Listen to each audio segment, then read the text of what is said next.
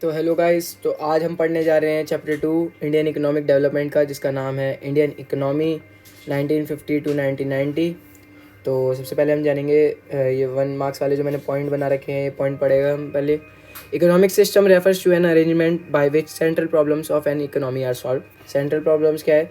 What to produce, how to produce, for whom to produce. ठीक है, इन problems को जो सॉल्व करते हैं, वो जो अरेंजमेंट बनाए जाते हैं इन प्रॉब्लम्स को सॉल्व करने के लिए इकोनॉमी में, उसे इकोनॉमिक सिस्टम कहते हैं। अब हम पढ़ेंगे टाइप्स ऑफ इकोनॉमिक सिस्टम। ठीक है, 3 टाइप के होते हैं ये: capitalist economy, socialist economy, mix economy. Capitalist में क्या होता है? Control and operated by private sector, जिसमें कि प्राइवेट सेक्टर होते हैं, अपने जो कंपनीज होती है वो प्राइवेट होती हैं, वो सारी इकोनॉमी को संभाल रही होती है, उनकी वजह से देश चल रहा होता है। और दूसरी होती है socialist economy, owned and control and operated by government, जो कि गवर्नमेंट के द्वारा चलाई जाती है इकोनॉमी, वो सोशलिस्ट होती है। और जो मिक्स होती है उसमें पब्लिक और प्राइवेट दोनों का कंट्रीब्यूशन होता है, मतलब दोनों का होता है। इंडिया अडॉप्टेड मिक्स्ड इकोनॉमी, जैसे हम सबको पता है यहाँ पर प्राइवेट भी है, पब्लिक भी है। अब हम पढ़ेंगे इकोनॉमिक प्लानिंग के बारे में। To revive poor, backward and stagnant economy. जैसे कि तुम्हें पता था 1947 में जब हमारा देश आज़ाद हुआ, तो उसके बाद पूरा जो कंट्रोल था वो सारा हमारी सरकार के पास आ गया, ब्रिटिश सरकार से हट के। तो फिर सब कुछ उनको दोबारा से प्लान करना पड़ा। कुछ चीज़ें उन्होंने वही अडॉप्ट करी, कुछ चीज़ें उन्होंने नहीं बनाई।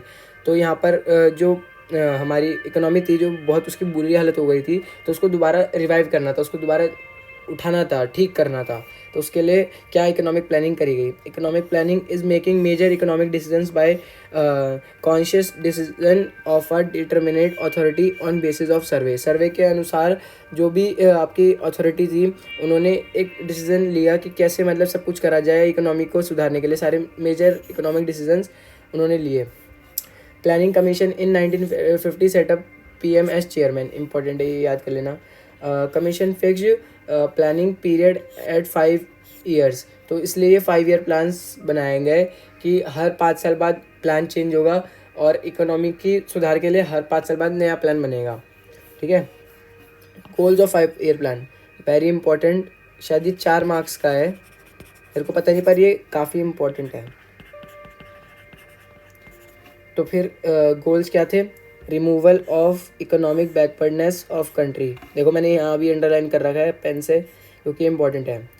Removal of economic backwardness of country, यानी कि जो पिछड़ा हुआ वर्ग रह गया हमारे देश का, उसको रिवाइव करना है या फिर उसको हटाना है। यानी हटाना मतलब गरीबी को ख़त्म करना है, मीन्स उन लोगों को मार देना नहीं है। बेनिफिट इकोनॉमी वीकर सेक्शन, जो इकोनॉमी में हमारे कमज़ोर वर्ग के लोग हैं उनको बेनिफिट पहुँचाना है।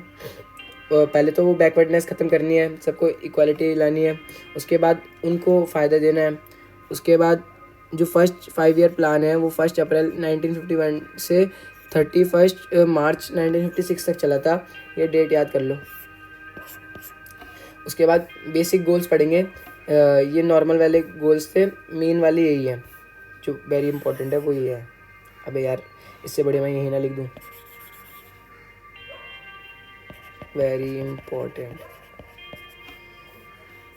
तो बेसिक गोल्स क्या थे यार? Growth, modernisation, self reliance, equity, सबको समझाता हूँ मैं। Income capacity to produce goods and services, increase capacity, एक तो ये शॉर्ट फॉर्म मेरे को खुद समझ नहीं आती। Large stock of productive capital, large supporting services. ठीक है, ग्रोथ ऐसी होगी। Modernisation, adoption of new technology and change in social outlook. Adoption of new technology, change in social outlook, modernisation. Self reliance, make economy self reliant to reduce and avoid foreign dependence, यानी कि हम आत्मनिर्भर बने, उसे समझ जाओ। इस बार मेरे को पेपर में आया था आत्मनिर्भर और सेल्फ रिलायंस का। ठीक है, तो उसको थोड़ा समझ के चलना। आत्मनिर्भर भारत भी जान के चलना कि क्या होता है, ये कोरिलेट है, मतलब इनके बीच में कुछ रिलेशन है। Everyone gets basic needs and reduce inequalities, equity कैसे आएगी? सब में जो बराबर सब चीज़ें बटी होंगी, सब में इक्वालिटी होगी। Benefits to all sections of economy, हर वर्ग के लोगों को इस देश के फ़ायदा मिलेगा। प्रॉब्लम्स ऑफ एग्रीकल्चर, एग्रीकल्चर के क्या प्रॉब्लम्स हैं?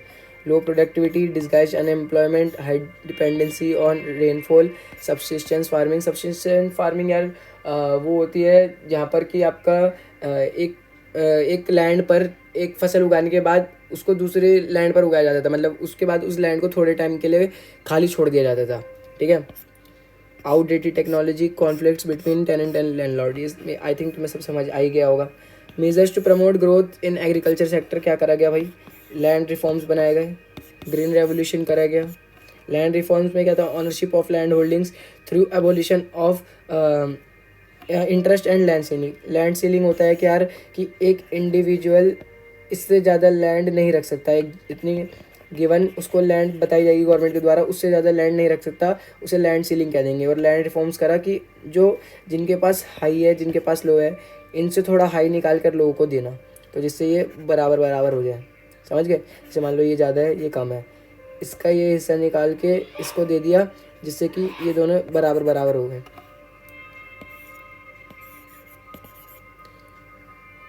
अब हम पढ़ेंगे ग्रीन रेवोल्यूशन के बारे में। Refers to large increase in production of food grains due to use of HIV seeds, ठीक है, सिंपल है। Goal of equity was not fully serve. Equity का जो गोल रखा था हमारी सरकार ने 5 ईयर प्लान के अंदर, वो पूरी तरीके से नहीं फुलफिल हो पाया। कैसे, former zamindars continue to own large areas of land, जो अमीर थे वो अमीर बने रहे। Tenants were evicted and zamindars claim to be self cultivators, जो पहले उनके उस पर काम कर रहे थे जमींदारों की, उनको भी निकाल दिया गया और जमींदार ने कहा कि हम खुद ही कर लेंगे, हम इनकी कोई ज़रूरत नहीं है, उनकी नौकरी छिन गई। Poorest of agriculture labourers did not get benefit, जो सबसे गरीब वर्ग के किसान थे उनको तो इसका बेनिफिट मिला ही नहीं, उनके लिए तो ऐसा कुछ हुआ ही नहीं। Land ceiling refers to fixing specified limit of land which could own by individual, मैंने ऊपर तुम्हें बताया था।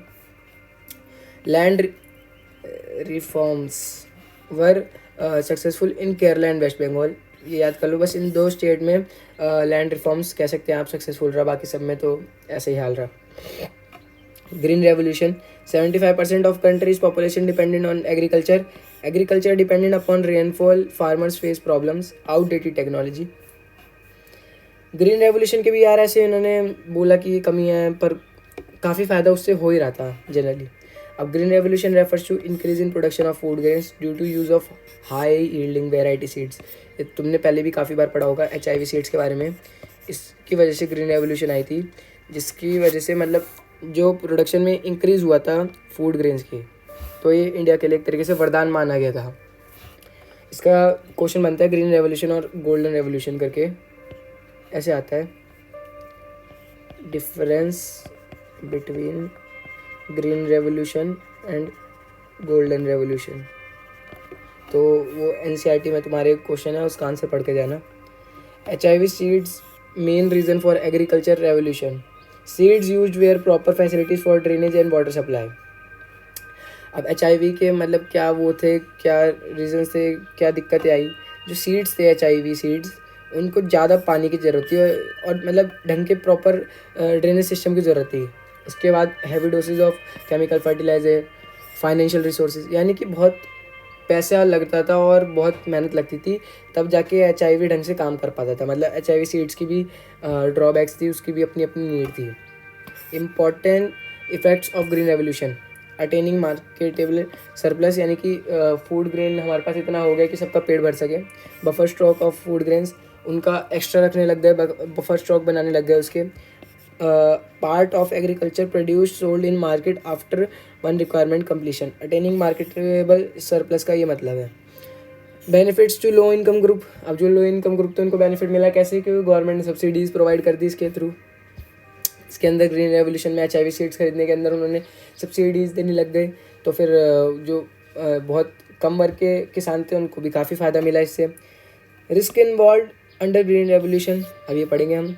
रिस्क ऑफ पेस्ट अटैक्स का बहुत खतरा रहता था कि कीड़े मकोड़े हमला कर देंगे जिससे सारी फसल ख़राब हो जाएगी। Risk of increase in income inequalities, यार जो अमीर थे वो और अमीर हो रहे थे, जो गरीब थे वो और गरीब हो रहे थे, ठीक है, इससे इस पर असर पड़ रहा था। जो अफोर्ड कर पा रहे थे उनका तो ठीक है, जो नहीं कर पा रहे थे उनके क्या करें यार। Critical appraisal of agriculture development, greatest achievement increase agriculture productivity, self sufficient in production, ये सारी अच्छी बातें हैं।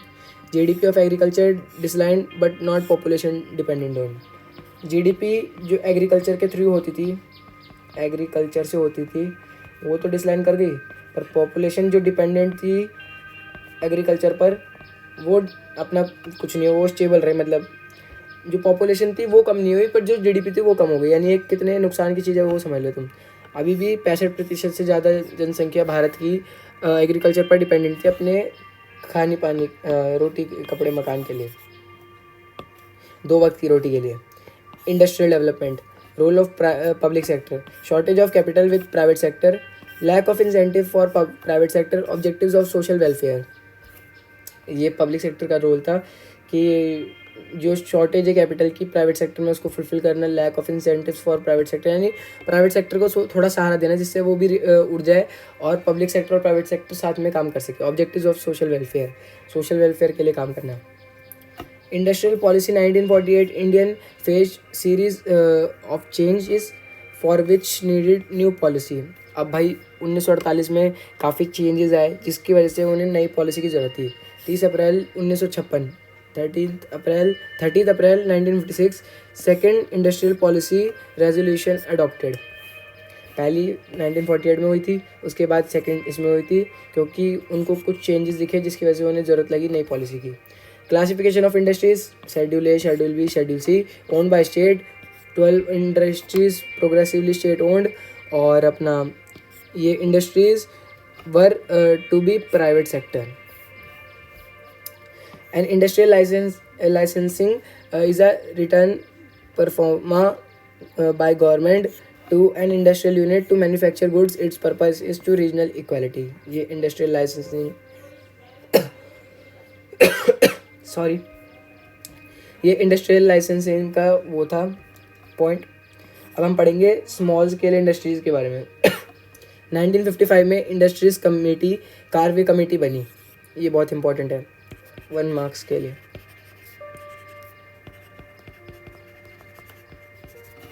Employment generation, need for production from big farms. Foreign trade कैसा रहा भाई? Import substitution refers to policy of replacement और substitution of imports by domestic products, यानी कि जो इम्पोर्ट्स कराते थे गुड्स उनको रिप्लेस करना डोमेस्टिक गुड्स से, डोमेस्टिक प्रोडक्ट से। और उसके बाद basic aim to protect domestic industries. उसके बाद 2 objective, savings of precious foreign exchange, achieving self reliance. Critical appraisal of industrial development, proportion of GDP in industries increased, it became diversified. SSI, small scale industry, gave appraisal to people with small capital to get into the business, protection from foreign companies, licensing policy, public sector। तो भाई यहाँ हमारा chapter का अंत होता है। Indian economic development के ये 2 जो स्टार्टिंग के चैप्टर थे, फर्स्ट एंड सेकंड, ये बहुत ज़्यादा बोरिंग था आई नो, पर इसके बाद थोड़ी सी इंडियन इकोनॉमिक डेवलपमेंट कहानी की तरह चलेगी तो तुम इसको एंजॉय कर पाओगे। अब तक के लिए अगर तुमने इसके नोट्स नहीं अभी तक कॉपी कराए यानी प्रिंट कराए हैं तो फिर करवा लो और उनको रट्टा मारो। आई होप कि तुम्हें सब समझ में आया होगा। इस वीडियो के लिए इतना ही, मिलता हूँ तुमसे अगली वीडियो में। Bye bye.